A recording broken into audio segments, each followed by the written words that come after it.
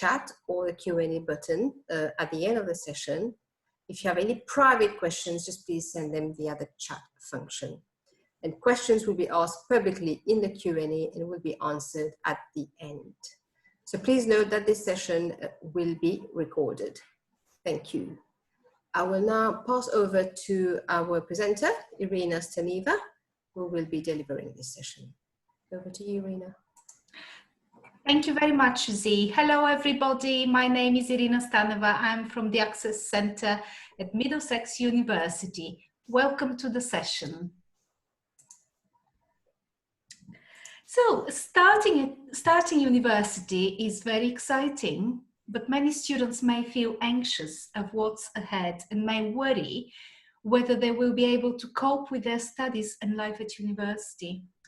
Today, we are going to look at what support disabled students can expect while in higher education, and more specifically, if they study at Middlesex University. There are two main ways a disabled student can get support for their studies. And it is important to take advantage of both support packages so that you can make the best of your time at university. Firstly, Middlesex provides a range of support services, for example, exam concessions and other reasonable adjustments. The second package to make yourself aware of is the support provided by the government. It is called Disabled Students Allowances, or DSA for short. Okay, so disability advisors at Middlesex can provide confidential one-to-one appointments to discuss the support you might need, and we will ensure that relevant information is communicated to staff who need to know, with your permission, of course. For instance, if a student needs special considerations for their exams, disability advisors will recommend these to the examinations team. Other examples include the provision of ergonomic equipment for the lectures and seminars, or extended library loans. The Disability and Dyslexia Service at Middlesex University is based in Sunhill House, along with a counselling and mental health service. However, it's important to bear in mind that as the campus is now closed, our services are available online, by phone, or email. The Counselling and Mental Health Service provides specialist support, advice and guidance for anyone struggling with their mental health or well-being. Our mental health advisors work with students who have mental health diagnosis, including liaison and referral to external agencies.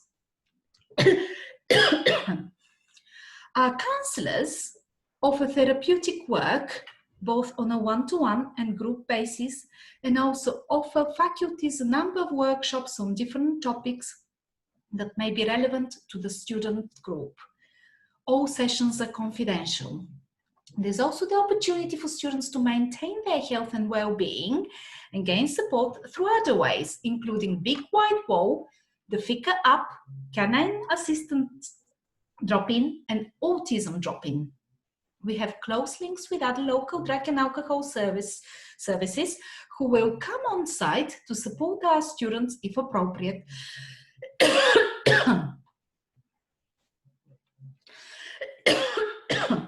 Excuse me. These services are based in Sunhill House, a small bungalow building on campus.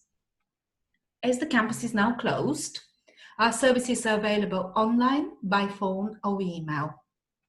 And here you can see their contact details. Simply email or phone them to request an appointment. For counselling, you can self-refer online. Just look up the UniHub intranet page once you start studying at Middlesex.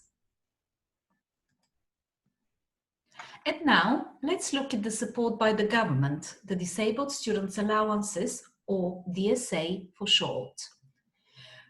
The DSA is a grant to help eligible students in higher education access learning.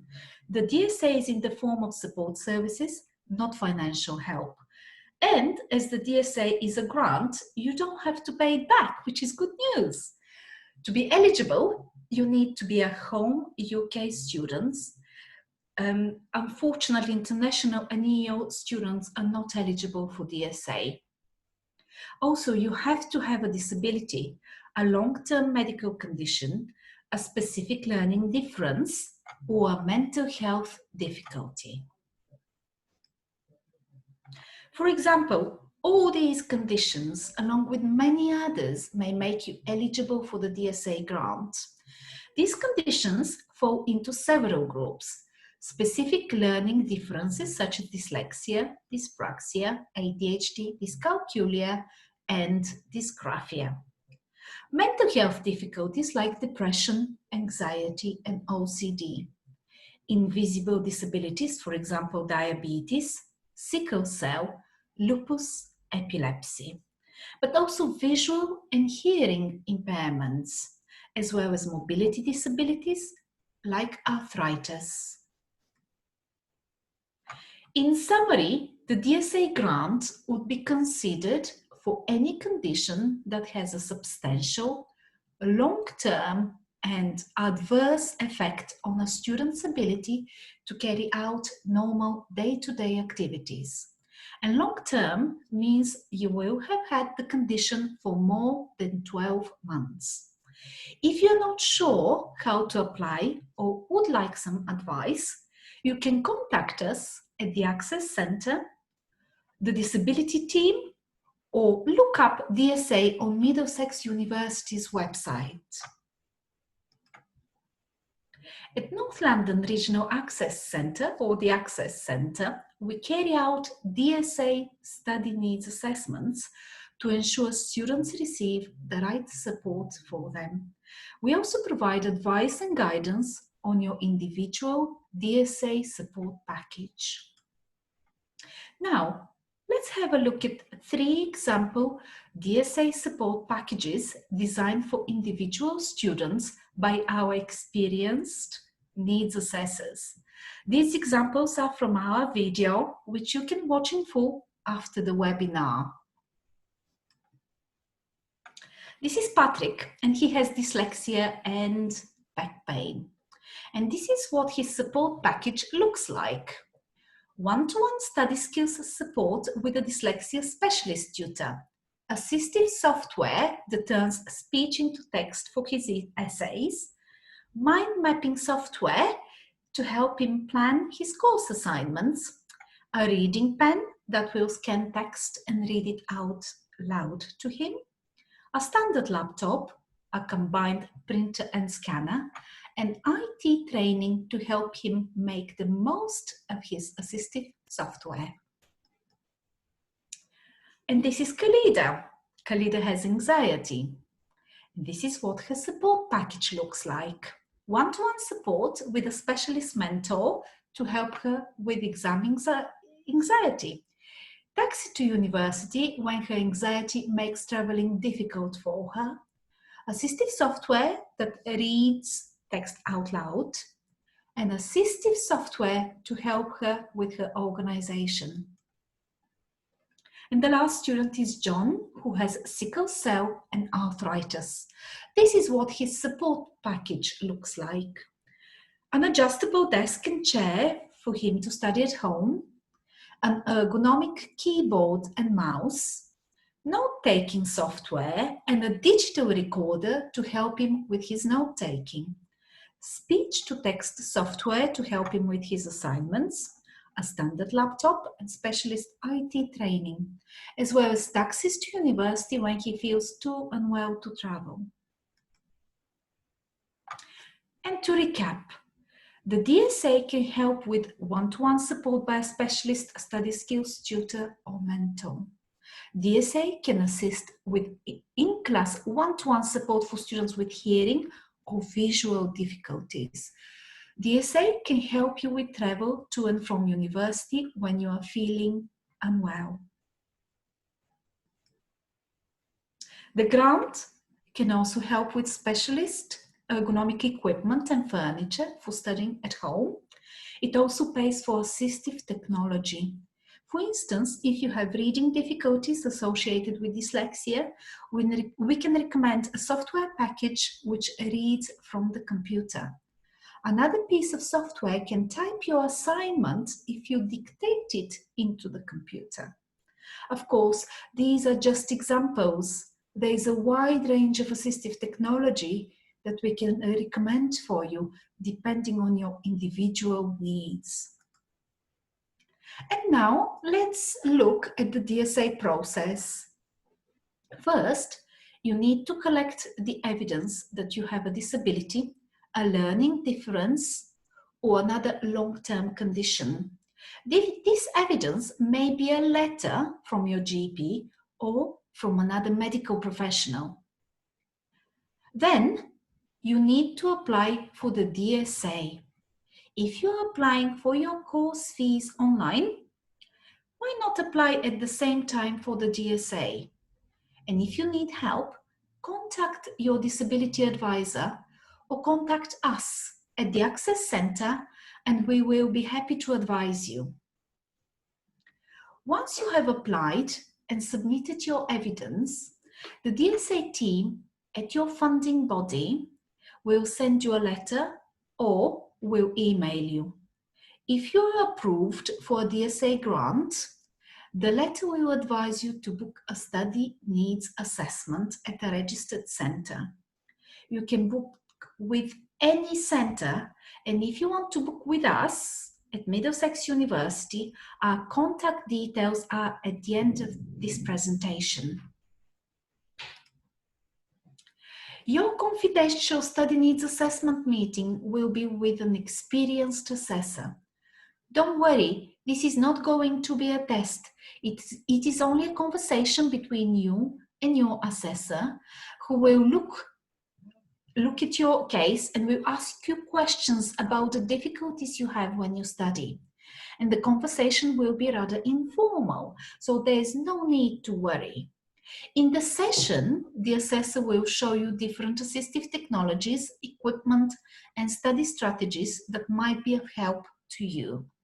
Together with the assessor, you will agree on the recommendations for support that will go into your study needs assessment report.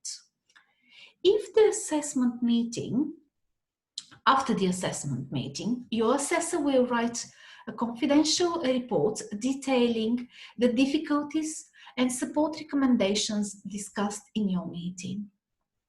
We will send you a copy of the report and we will submit another copy to the funding body for their consideration. Once the recommendations are approved by the DSA team, you will receive a DSA award letter which lists the support that the DSA will pay for. Please read this letter and contact all the support suppliers listed in it. If you are not sure what to do, you can contact your disability advisor or your assessment centre. If we assess you, we are available to help you any working day. Please remember, the responsibility to apply for DSA is yours. Don't wait. The process may take 3 months from application to support.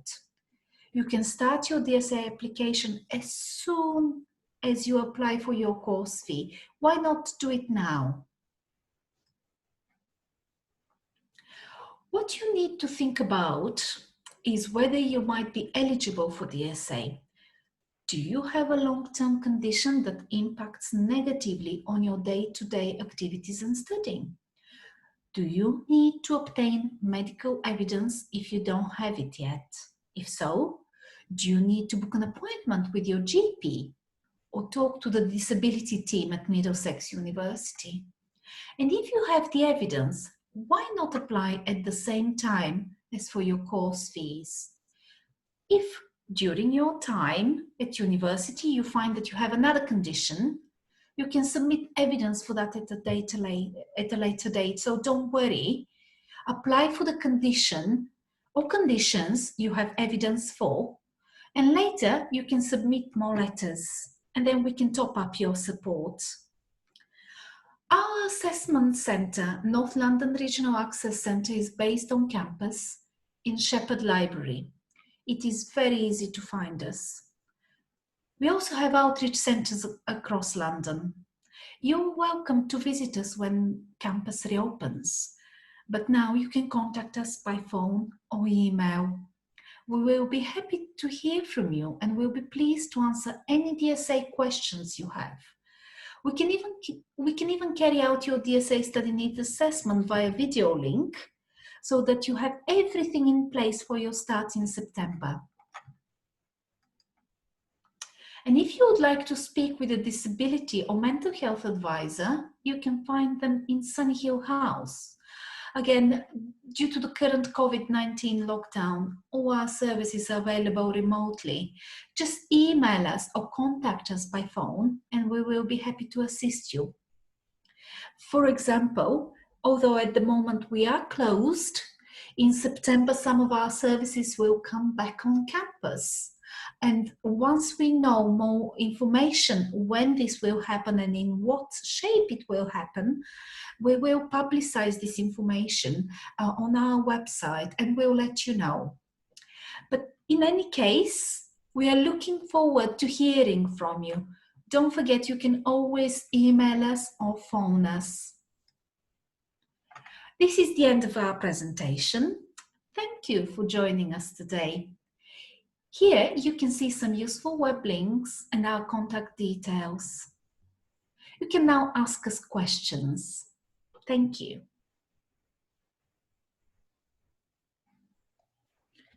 Thank you very much for that.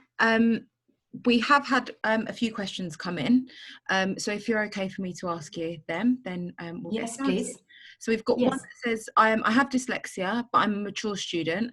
I do not have any evidence post-16. I have applied for DSA, but I'm not sure what to do as I don't have the evidence and I'm worried that it will delay everything. Okay, don't worry, you're not the only student in this situation. First of all, if you have any evidence, any full diagnostic assessment reports that you had before your 16th birthday, DSA might accept that. So I suggest you send it to DSA. Send it anyway and they'll write back to you and advise you. Now, if you don't have any evidence, but you've just found out that you might have dyslexia, what you need to do is contact the disability team at Middlesex University. They will advise you best of next steps. Generally, what the procedure is, once a student is registered, registered with Middlesex as a student, the disability team will carry out a very short screening questionnaire, and then they will send you for full diagnostic assessment if the questionnaire results show that you might have dyslexia. Again, as I said, this would happen once you are registered as a student, but it doesn't stop you from contacting them right now. And there will be a very small fee that you have to pay, and it is just a fraction of the full fee for the diagnostic that the disability team at Middlesex will pay for you. What else? They will guide you of next steps very, very carefully. So my suggestion is get in contact with them. You're not the only student in this situation. We have a lot of mature students who have gone through this process year after year.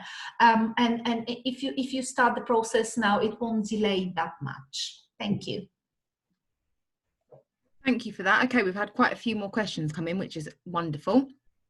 So I have medical history of having epilepsy, but I haven't had a fit for the past 7 years. So am I still able to apply for the DSA?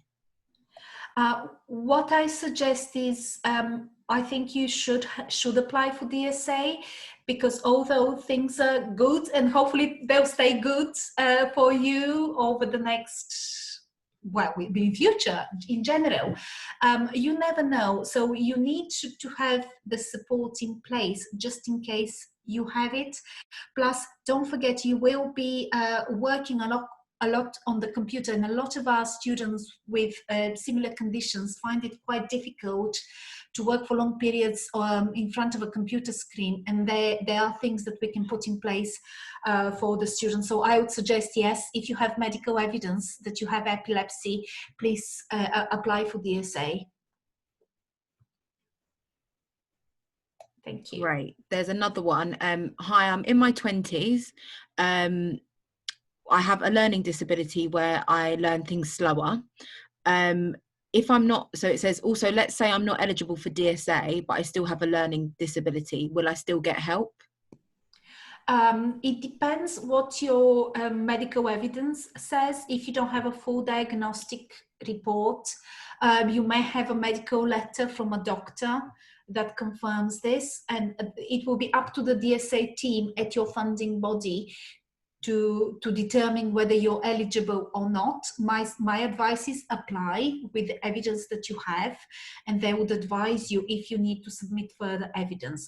Let's say you're not eligible for DSA. What you should do is talk to the disability team, because they might be able, even though you're not eligible for DSA, you might be able to get some other support and minor adjustments, reasonable adjustments for your studying, for your study time at Middlesex. So definitely have a one-to-one, book an appointment with the disability advisor at Middlesex. Great, thank you. So is DSA available for undergraduate students, and what benefits are given by applying for DSA? I think you did cover this in the presentation. Yes. It might be good just to... Yes, of course. DSA is, of course, undergraduate students are eligible for that. Postgraduate students are eligible for that. As long as the student is a home student. Unfortunately, international and EU students do not qualify for DSA. But as long as you're a home student and you have a long-term medical condition or another disability or condition, and you have the evidence, you would be eligible for DSA. And depending on your needs, we would recommend the right support. As I said, most students receive assistive software for their specific case. Some students receive one-to-one support. Some students receive equipment, special ergonomic equipment, or maybe a computer, funding towards a computer. Some students receive help with travel. Perfect, thank you. So we've got another one that says, I'm pretty sure all I would need is exam concessions. These have been at school, so things like 25% extra time, rest breaks, separate room, etc. But would this investigation that I would need, would it be DSA or would it just be Middlesex thing? Yes, so what you've just described, it's mainly the university's responsibility to put that in place for you. It's not DSA. Exam concessions don't come into it. Separate room for exam doesn't come into the DSA remit. But what I suggest you do is discuss this with a disability advisor, because you may not be aware, but you might be able to get some DSA. And things in school are very different from how life happens at university. And at school, students are not eligible for DSA, so maybe there will be more support for you while you're studying on your higher education course. So I would suggest talk to a disability advisor as soon as possible. And if they advise you to apply for DSA, just apply for DSA, because what we have discovered is the earlier you apply, the better for you. We've had students who applied just in their last year, and then they've missed out on a lot of support throughout their academic career at university. It's better to be, on the safe side and apply. There's nothing, you won't lose anything if you get rejected. But you will have tried, and possibly there will be a lot of benefits for you. Maybe you're not aware of what benefits you will need and what adjustments you will need. Therefore, I would suggest just apply for it. It's quite different from how it was at school. Great, thank you. We've got someone that says they've got a mini problem with things like navigation and like GPS. I don't know if we offer any kind of like travel training or any support with that, or is that down to the individual to find support with that? It depends what the condition is. A lot of students find this difficult. Let's say a student with a specific learning difference would have this type of difficulty. There's a program that can help with that, but also there's one-to-one support with a specialist in this area, in specific learning differences, who would teach the students special tips and strategies how to manage that better. So yes, there would be some support. Again, I don't know much. I don't know anything about you and your condition. And again, I would advise you to talk to a disability advisor, or you can come and talk to us. You can contact me after this webinar, or maybe by the end of the week. I'm available 9 to 5 every day. So just contact the Access Centre, and I can ask you a little bit more about your condition and what you're finding difficult, so I can give you specific advice on how to manage it. Thank you. Great. I don't know if you will know this, Irina. Does Middlesex offer any kind of funded courses or any kind of support for women under domestic violence? I don't know the answer to this question. There is a lot of support for students. Various support groups and workshops are available, but on the top of my head, I can't answer with more detail on that. Perhaps if the student gets in touch with me, I can point them in the right direction. Whether it's an academic course they're looking at, or maybe some type of a support course, because there are a lot of sessions that the counselling and mental health team, for example, do for students. If we have a group of students concerned about a specific issue, then the counselling and mental health team might be able to put on a course for that. So it might be a case of that. That's really, really helpful. Thank you. And just to reiterate exactly what Irina's just said, you can get in contact with her after this. We will also be sending out the recording to you, and that should get to you by the end of the week via an email. This will also be going up on our YouTube page as well, and we will also be able to give you kind of more details about how to get in contact with the disabilities team if you need to. There is another question here around scholarships. So this isn't the right platform to discuss it, but what you can do if you are interested in looking at what scholarships are available, then please do check out our fees and fundings page, where there will be lots of information about scholarships for students who are applying to us, and then also students, once you actually become a student with Middlesex, there are some other scholarships that you might be eligible for once you become a student. So that's where to look. So it's mdx.ac.uk, and then if you just type in the search bar scholarships or bursaries, then our page will come up with what's available at this time. So we've got one other question. This says, could you please tell me what additional needs I already know before reaching the UK? I think this, do you mean if you already know what additional needs you have, can the team at Middlesex kind of provide you with a guide of what support is available? Is that what you mean? I'll just wait for you to pop an answer in the box.